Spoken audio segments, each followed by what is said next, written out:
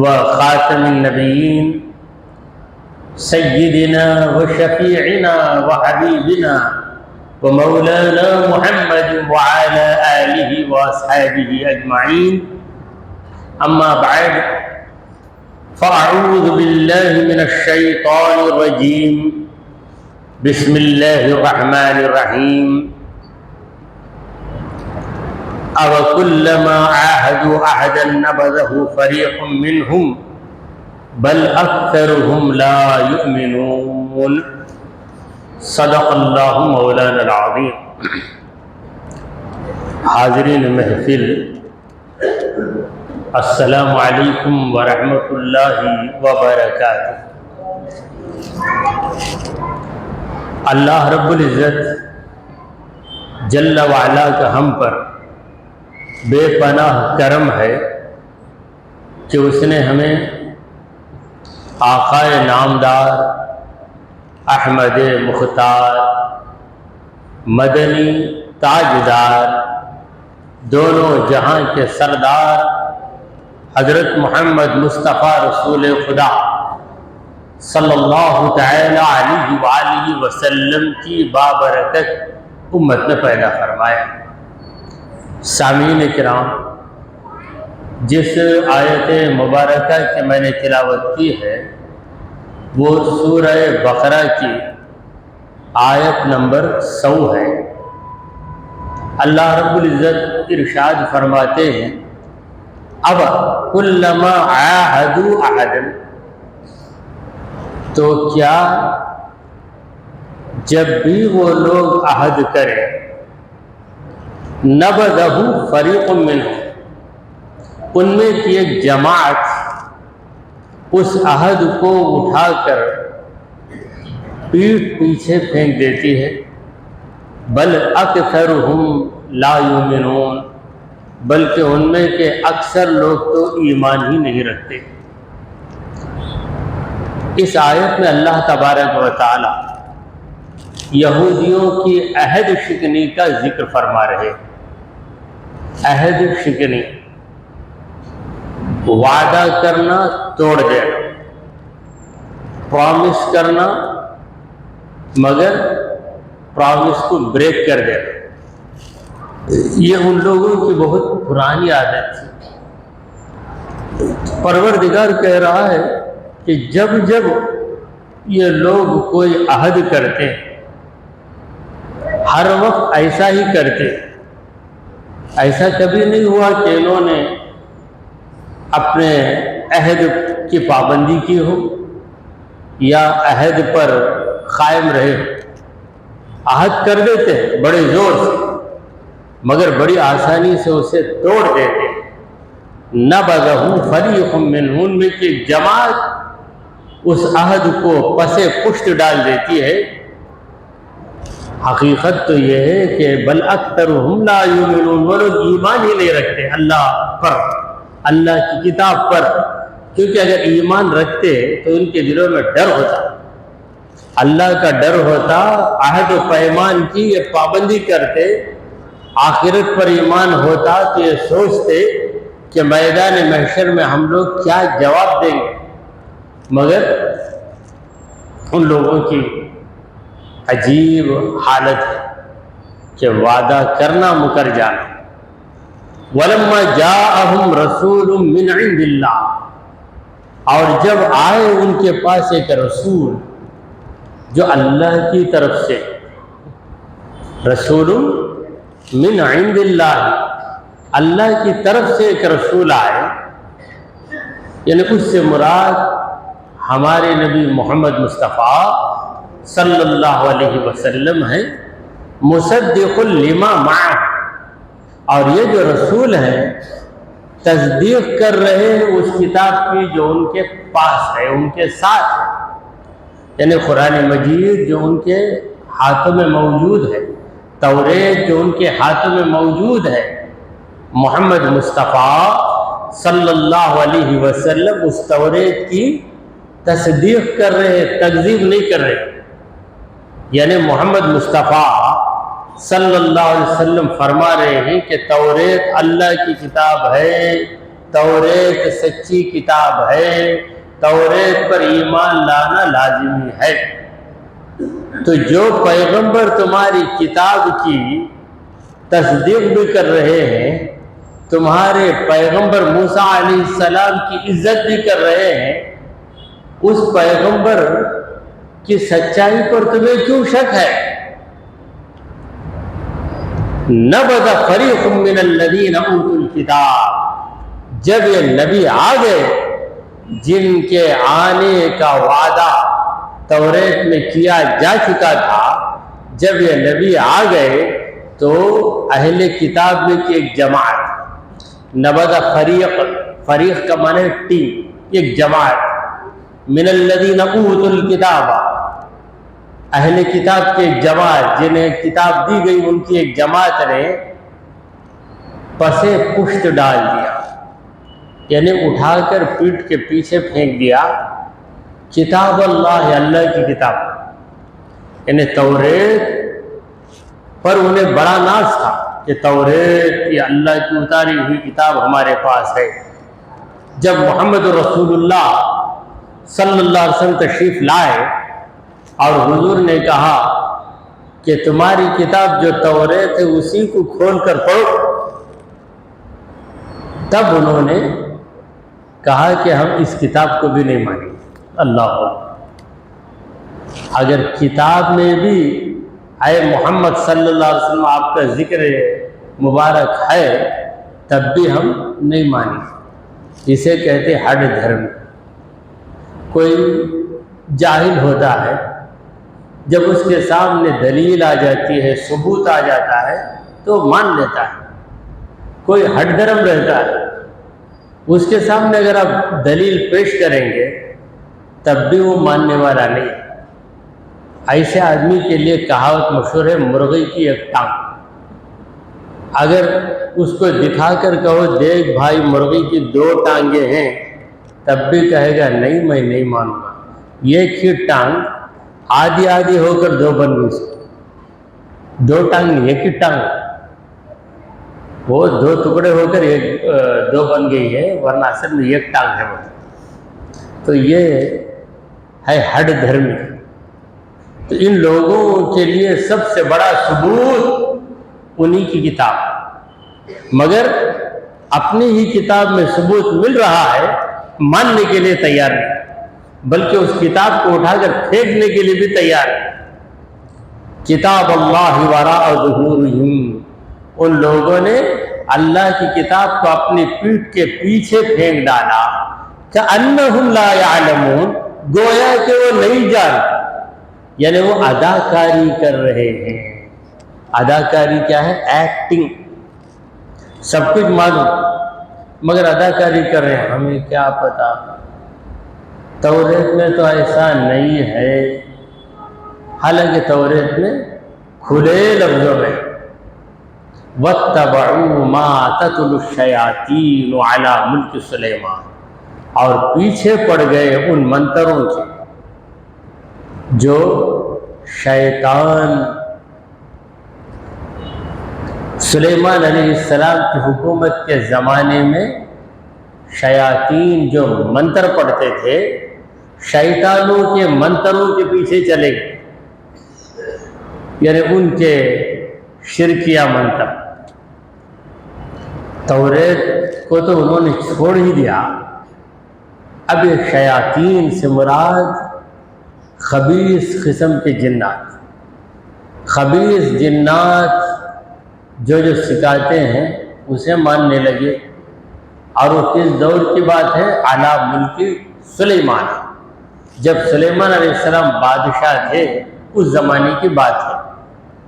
وما کفر سلیمان، سلیمان علیہ السلام نے کبھی کفر نہیں کیا، کیونکہ جادو کرنا یہ کفر کے برابر ہے، کیونکہ جادو کی حرکتوں میں کفریہ اعمال ہوتے ہیں، کفریہ باتیں ہوتی ہیں، لہذا جادوگر بھی کافر ہو جاتا ہے۔ تو بعض لوگوں نے یہ الزام لگا دیا سلیمان علیہ السلام پر کہ حضرت سلیمان علیہ السلام بھی جادوگر تھے۔ اللہ اکبر۔ حضرت سلیمان علیہ السلام کو اللہ نے طاقت عطا فرمائی جس کی وجہ سے وہ جنات کو اپنے قبضے میں رکھتے تھے، اور سارے جنات حضرت سلیمان علیہ السلام سے ڈرتے تھے، اور سلیمان علیہ السلام جو حکم دے دیتے جن کو تو وہ جن سلیمان علیہ السلام کے ڈر سے برابر کرتا رہتا ہے۔ ایسی طاقت اللہ نے سلیمان علیہ السلام کو دی، یہ معجزہ تھا سلیمان علیہ السلام کا، مگر ظالموں نے سلیمان علیہ السلام کو ہی جادوگر بتا دیا۔ پیغمبروں کو جادوگر بتانا یہ کافروں کی پرانی عادت ہے۔ حضرت محمد مصطفیٰ صلی اللہ علیہ وسلم کے معجزوں کو دیکھ کر کافروں نے یہی کہا کہ یہ جادوگر ہے۔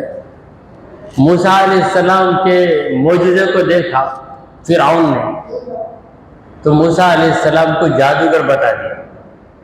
حضرت موسیٰ علیہ السلام کی لاٹھی زمین پہ گرتی تو اژدہا بن جاتی، پھر آپ ہاتھ رکھتے تو وہ نارمل لاٹھی ہو جاتی۔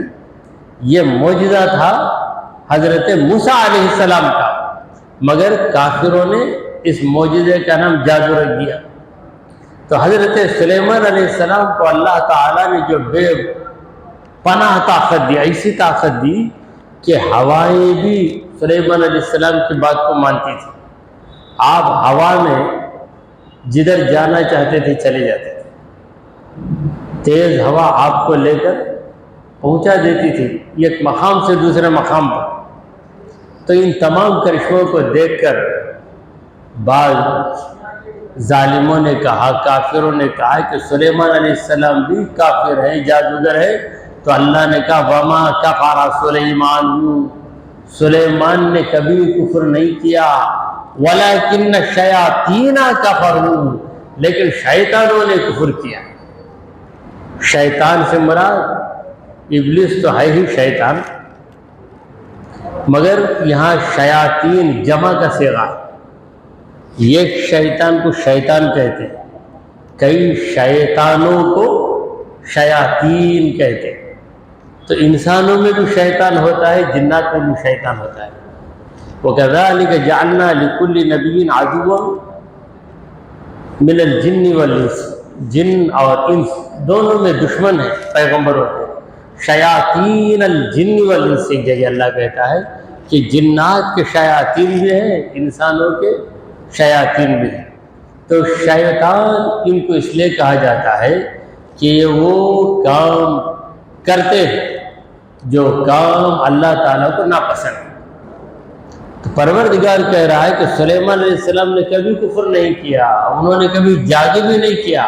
ایک پیغمبر جادوگر کیسے ہو سکتا؟ پیغمبر جادوگر کبھی ہو نہیں سکتا، اور پیغمبر کو جادو کا سہارا لینے کی کوئی ضرورت نہیں ہے، کیونکہ پیغمبر کو اللہ تعالیٰ معجزے سے سرفراز کر دیتا ہے۔ جادوگر اپنے گھٹنے ٹیک دیتے۔ موسیٰ علیہ السلام کے آگے جادوگروں کا حال کیا ہوا؟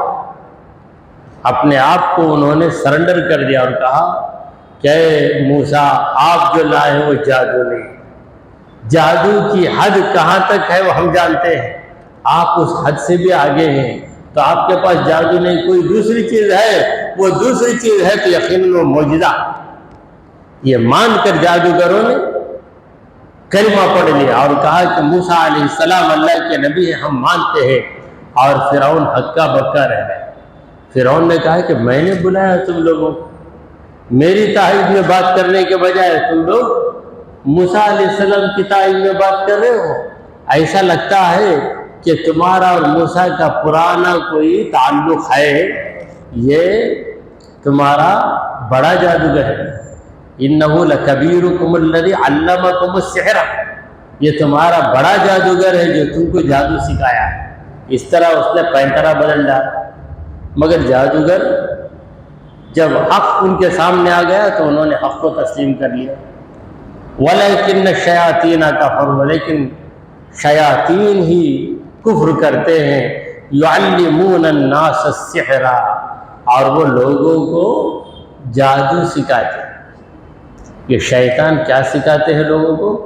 جادو سکھاتے ہیں۔ جادوگر بن جا، پیسے خوب کمائے گا، جادوگر بن جا، دولت مند بن جائے گا، مگر انہیں کیا پتا کہ جادوگر بنتا ہے، دولت کماتا ہے، مگر اس دولت میں کوئی برکت نہیں ہوتی، ایک نہ ایک دن جادوگر کا حال برا ہو جاتا ہے۔ وَمَا أُنزِلَ عَلَى الْمَلَكَيْنِ بِبَابِلَ ہاروت و ماروت، اور جو چیز دو فرشتوں پہ اتاری گئی جو کہ بابل میں ہے، بابل ایک شہر ہے، وہاں دو فرشتے ہیں ہاروت و ماروت، ایک کا نام ہاروت ہے، دوسرے کا نام ماروت ہے۔ تو ادھر شیطانوں نے جادو سکھایا، تو دوسری طرف آزمائش کے لیے اللہ تعالیٰ نے دو فرشتوں کو بھی بھیجا۔ یہ دو فرشتے جادو سکھاتے مگر پہلے شرط لگا دیتے، جادو سیکھے گا تو تیری آخرت برباد ہو جائے گی، اچھی طرح واضح کر دیتے تھے، اگر تو جادو سیکھے گا، جادو کو اپنائے گا، جادو پہ عمل کرے گا تو تیری آخرت برباد۔ جس کے دل میں اللہ اور اس کے نبی کا ڈر ہو اور جو اپنی آخرت کو یاد کر لے، وہ کہتا کہ ایسا جادو میں سیکھنے والا نہیں۔ جس جادو سے میرا خدا مجھ سے ناراض، میری آخرت برباد، میری قبر میں اندھیرا ہو، تو یہ چیز مجھے نہیں چاہیے، تو نہیں سیکھتا۔ اور جو پکا کافر رہتا وہی سیکھ لیتا۔ تو اللہ تعالیٰ نے کہا کہ ہاروت و ماروت دو فرشتے بابل میں اتارے گئے۔ وما يعلمان من احد، یہ دونوں فرشتے کسی کو نہیں سکھاتے، جادو نہیں سکھاتے، یوں ہی نہیں سکھاتے، حتی یقولا، یہاں تک کہ اس سے کہہ دیتے، جو جادو سیکھنے کے لیے ان کے پاس آتا ہے، یہ دونوں فرشتے اس سے کہتے ہیں انما نحن فتنہ، یقیناً ہم تو ایک آزمائش ہیں، فلا تکفر، تو کافر مت بن۔ بعض چیزیں دنیا میں ہیں جن کی وجہ سے آدمی نافرمان ہوتا ہے۔ بعض لوگ کہتے ہیں کہ اللہ نے ویسی چیز کو پیدا ہی کیوں کیا، جیسے شراب ہے، شراب پینے سے آدمی شرابی بن جاتا ہے، گنہگار بن جاتا ہے۔ تو جب شراب اتنی بری چیز ہے تو شراب کو کیوں پیدا کیا گیا؟ آزمائش کے لیے، صرف آزمائش کے لیے، کہ شراب کو جو چھوڑے اسے ثواب ہی ثواب ہے، شراب کو جو پی لے اسے عذاب ہی عذاب۔ تو جادو بھی ایک آزمائش۔ فرشتے کہتے ہیں کہ دیکھو ہم فتنہ کا معنی ہے آزمائش، ہم لوگ آزمائش ہیں، تو کافر مت بن، فلا تکفر، تو کافر مت بن، فیتعلمون منہما، تو لوگ ان فرشتوں سے سیکھتے، یعنی یہ جان لیتے ہیں کہ فرشتے آزمائش ہیں، اگر جادو سیکھوں گا تو میں کافر بن جاؤں گا، یہ ساری چیزیں سنتے ہیں، اس کے باوجود فیتعلمون منہما، ان دو فرشتوں سے سیکھتے ہیں جادو، ما یفرقون بہ بین المرء وزوجہ، اس جادو کے ذریعے میاں بیوی میں جدائی قائم کر دیتے، پھوٹ ڈال دیتے، یعنی اچھے گھروں کو بگاڑ دیتے۔ میاں بیوی میں جھگڑا ہو تو نوبت کہاں پہنچے گی؟ طلاق پہنچے گی، طلاق کو پہنچ جائے گی، یا خلا کو چلے جائیں گے، اور آج کل جو زیادہ تر چلتا ہے مبارات کو چلے جائیں گے۔ مبارات کا معنی کیا ہے؟ دونوں طرف سے ناراض، شوہر کہتے ہیں مجھے بیوی نہیں چاہیے، بیوی کہتے ہیں مجھے بھی یہ شوہر نہیں چاہیے، تو اس کا نام ہے مبارات۔ آج کل اسی پر زیادہ عمل ہوتا ہے تاکہ شوہر یہ نہ کہے کہ میری مرضی کے بغیر ایسا ہو گیا، اور بیوی یہ نہ کہے کہ میری مرضی کے بغیر اس نے طلاق دی۔ تو یہ جو نوبت پہنچتی ہے طلاق تک، اس کی اصل وجہ جھگڑا، اور اس جھگڑے کو پیدا کرنے والا کون ہوتی ہے؟ یہ جادوگر ہوتے ہیں۔ کبھی غلطی عورت کی ہوتی ہے، کبھی غلطی مرد کی ہوتی ہے، مگر انجام اتنا بھیانک ہوتا ہے کہ دونوں جدا ہو جاتے ہیں۔ شیطان بہت خوشی ہوتی ہے، یہ جوڑا ٹوٹ جائے تو شیطان بڑا خوش ہوتا، کیونکہ حلال طریقے سے ایک شخص کے پاس زندگی گزار رہی تھی، اب اس سے جدا ہو گئی، پھر اس کا دوسرا نکاح نہیں ہوگا تو پھر کیا کرے گی؟ حرام طریقے میں جائے گی، یہ خوش ہو جائے گا۔ تو جادوگر کیا کام کرتے ہیں؟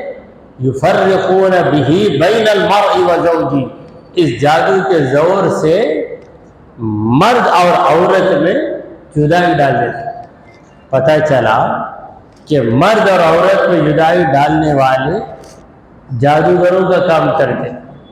کئی عمر رسیدہ لوگ ہیں جو کسی گھر میں آتے ہیں تو ان کے جانے کے پہلے میاں بیوی میں جھگڑا ہو جاتا، یعنی ایسی بات کر دیتے کہ دلوں میں وہم پیدا کر دیتے، جس کی وجہ سے جھگڑے ہوتے۔ تو ایسے عورتیں جو عمر رسیدہ اور گھروں میں جا کر میاں بیوی میں ملاپ کو اور بڑھانے کے بجائے ایسی باتیں کر دیتے ہیں جس سے جھگڑا ہوتا ہے۔ کوئی دیکھیں، شیطان کو بگاڑنے کے لیے بڑی محنت کی ضرورت نہیں، اسی طرح گھر میں میاں بیوی کو جدا کرنے کے لیے بھی 1 منٹ نہیں ہوتا۔ کسی نے شیطان سے پوچھا، ابلیس سے، اتنے فتنے تو کرتا ہے، کیسے کر دیتا ہے اتنے فسادات جھگڑے؟ تو ابلیس نے کہا، ایک معمولی کام کرتا ہوں، چلو میرے ساتھ۔ گیا، کیا؟ شہد اٹھایا اور دیوار دکان میں جو شیشہ گلاس کا جو دروازہ تھا اس پہ مار دیا۔ اب مارتے ہی کیا ہوا؟ اس شہد کے لیے ایک مکھی آئی، مکھی کو پکڑنے چھپکلی آئی، چھپکلی کو دیکھ کر چوہا آیا، چوہے کو دیکھ کر بلی آئی، اور بلی کو دیکھ کر کتا آیا، اور کتا بلی کو پکڑنے کے لیے ایسا جھپٹا کہ وہ شیشہ، وہ جو کانچ ہے وہ ٹوٹ گیا۔ ٹوٹتے ہی یہ دکاندار جو تھا غصے میں آ کے کتے کو لگایا، تو کتے کا جو مالک تھا وہ جھگڑا کرنے آیا، پھر دکان کے مالک میں کتے کے مالک میں جھگڑا ہوتا ہے، پھر اس جھگڑے کی وجہ سے اس کے رشتہ دار آ گئے، اس کے رشتہ دار آ گئے، اس کے چاہنے والے دوست و احباب آ گئے، اس کے ایک جنگ کا میدان ہو گیا۔ بہت دیر تک مار پیٹ ہوتی رہی، پھر اس کے بعد بات رفع دفع ہوئی تو ابلیس نے کہا، دیکھ کتنی آسانی سے میں جھگڑا پیدا کر لیا، بس یہ قطرہ شہد کا گرایا تو جھگڑا ہو گیا۔ ایسا ہی گھر میں کوئی عورت آ کے بیٹھتے بولتے، کیا اتنی دیری سے ناشتہ پکایا؟ وہ گھر میں 7 بجے تیار ہو جاتا، یہ گھر میں 6:30 بجے تیار رہتا، یہ گھر میں کتنا دیر سے 8:30 ہو کر بھی کچھ نہیں ہوا۔ تب شوہر بولتا، روز کا یہی ہے خالہ، روز ایسا کرتے۔ پھر بیوی بولتی، ان کی بات مان کر ہر گھر میں ایسا ہوتا ہے کیا؟ دوسرے گھروں میں جا کے دیکھو، پھر ٹینشن چڑھتا، ہوتے ہوتے میں ناشتہ نہیں کرتا بولا، یہ بولتے نہیں کرنا ہی پڑے گا، میں پکائی، پھر اٹھاتا پھینک دیتا رکابی، وہ جھگڑا ہو کے ناراض ہو کے آفس کو جاتا ہے، یہ بھی غصے میں آ کے اپنی ماں کو فون کر دیتی، کیا آج ایسا ہنگامہ کر؟ اس کی ماں برقع پہن کر باپ کے ساتھ اسکوٹر میں بیٹھ کے سیدھے آ کے اتر جاتی، کیا ہوا؟ پھر اسے فون کر دے، کیا ایسا کرے؟ اس کی نوکری کی جگہ جا کے گھر، یہ سارا کام ایک معمولی بات سے ہو گئے۔ تو ایسے بھی شیاطین ہیں میاں بیوی میں جھگڑا پیدا کرنے والے۔ تو میاں بیوی میں ملاپ پیدا کرنے والے یہ اللہ کے مقبول بندے۔ دیکھیے امام غزالی کہتے ہیں کہ جھوٹ بولنا غلط کام ہے، مگر بعض موقعوں پر جھوٹ بولنا بہتر ہے۔ میاں بیوی میں الفت پیدا کرنے کے لیے جھوٹ بول سکتے، کسی عورت کے پاس یہ کہہ سکتے ہیں کہ تیرا شوہر ہمیشہ تجھے یاد کرتا، جب تیری تعریف کرتا رہتا تو وہ بیچاری خوش ہو جاتی۔ اسی طرح شوہر کے پاس تیری بیوی ذرا غصہ کر دے، تو ذرا دیر سے آئے تو بے قرار ہو جاتی، بہت تیری طبیعت خراب ہوئی تو پریشان ہو جاتی، تو سن کے سکون آتا۔ اس کے بجائے تیری بیوی انہیں بھی بھائی دونوں برابر، تو جیا یا مرا اسے کیا پرواہ ہے۔ اس طرح شوہر کو کیا کرنا، اکسانا بیوی کے خلاف، اور بیوی کو اکساتے کیا، تو سمجھتی کہ نوکری بھی جا، کون سی چھوکری کے پاس جاتا، نوکری کو جاتا، نوکری کے پاس جاتا، چھوکری کے واسطے جاتا، وہ سن لے کر اسے ڈوکایا تھا۔ وہ آفس میں کام کر کے کبھی دیر ہو کر 6 کے بجے 7 بجے آیا تو اس کا جو شبہ ہے وہ پختہ ہو جاتا، پھر وہاں سے مصیبت شروع ہوئی۔ تو یہ چھوٹی چھوٹی باتیں کر کے میاں بیوی میں جدائی جو لوگ ڈالتے ہیں، وہ لوگ اللہ کے عذاب میں مبتلا ہو، جادوگروں کی طرح ہے۔ پروردگار فرما رہا ہے کہ یفرقون بہ بین المرء وزوجہ، یہ جادوگر جدائی ڈال دیتے ہیں شوہر میں اور اس کی بیوی میں۔ وما هم بضارین بہ من احد، یہ جادوگر کسی کو نقصان دے نہیں سکتے الا باذن اللہ، مگر اللہ ہی کے حکم سے۔ اگر اللہ تبارک و تعالیٰ بچانا چاہے تو کسی بڑے سے بڑے جادوگر کا جادو بھی اثر نہیں کرے۔ تو اللہ تعالیٰ نے جس طرح چھری میں کاٹنے کی طاقت دی ہے، اسی طرح جادو میں بھی اللہ نے قوت دی ہے۔ اگر اللہ اس قوت کو توڑ دینا چاہے تو پھر جادوگر کسی کا کچھ بگاڑ نہیں سکتا۔ وَيَتَعَلَّمُونَ مَا يَضُرُّهُمْ وَلَا يَنْفَعُهُمْ، وہ لوگ ایسی چیز سیکھ رہے ہیں جس سے ان کا نقصان ہو رہا ہے، وہ چیز ان کو نقصان دے رہی ہے، وَلَا يَنْفَعُهُمْ، انہیں کوئی نفع نہیں دیتی۔ جادوگر کو جادو سے کوئی فائدہ نہیں، نقصان ہی نقصان۔ سب سے بڑا نقصان تو یہ ہے کہ وہ بہت بڑا گنہگار بن جاتا ہے، اللہ تعالیٰ کی نافرمانی میں لگ جاتا ہے۔ وَلَقَدْ عَلِمُوا، یقیناً جان لیا ان جادوگروں نے، جادوگروں کو یہ بات اچھی طرح معلوم ہے، لَمَنِ اشْتَرَاهُ، جو شخص بھی جادو کو اپنائے گا، مَا لَهُ فِي الْآخِرَةِ مِنْ خَلَاقٍ، آخرت میں اس کا کوئی حصہ نہیں ہے۔ دنیا میں جادو کرے گا تو آخرت میں اسے کوئی ثواب نہیں ہے، یہ جان کر پھر بھی وہی حرکت کرتا، جانتا ہے پھر کرتا۔ چوری کروں گا تو میرا ہاتھ کاٹ دیا جائے گا، یہ چور کو پتہ ہے۔ جہاں بھی اسلامی قانون نافذ ہے وہاں چور کی سزا کیا ہے، ہاتھ کاٹ دیا جاتا ہے۔ چور کو اچھی طرح معلوم، پھر بھی چوری کرتا، جب پکڑے جاتا تو ہاتھ کٹ جاتا۔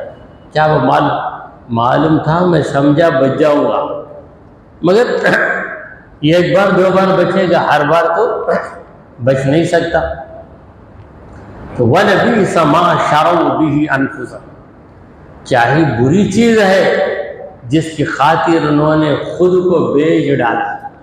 جادوگروں نے سودا کیا، کس کا سودا؟ خود کا سودا، خود کو بیچ کر۔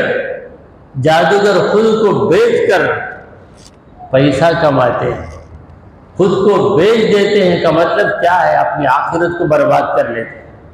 لَوْ كَانُوا يَعْلَمُونَ، کاش کہ وہ لوگ جان لیتے، اگر جان لیتے تو ان کے لیے کتنا بہتر ہوتا، مگر وہ کہاں جانتے، کہاں عمل کرتے، وہ جان کر بھی انجان ہی رہتے ہیں۔ دعا کیجئے کہ پروردگارا، ہم نے جو کچھ کہا اور سنا اسے قبول فرما لے۔ اے اللہ، ہمارے گناہوں کو معاف فرما دے، ہماری خطاؤں کو درگزر کر دے۔ اے رب کریم، ہم پر تیری رحمت نازل فرما۔ اے اللہ، ہمیں سیدھے راستے پر چلا، تیرے انبیاء اور تیرے اولیاء کے راستے پر چلا۔ اے رب ذوالجلال، ہمارا خاتمہ ایمان کی حالت کو فرما۔ وصلی اللہ تعالی علی خیر خلقہ سیدنا ومولانا محمد وعلی آلہ واصحابہ اجمعین۔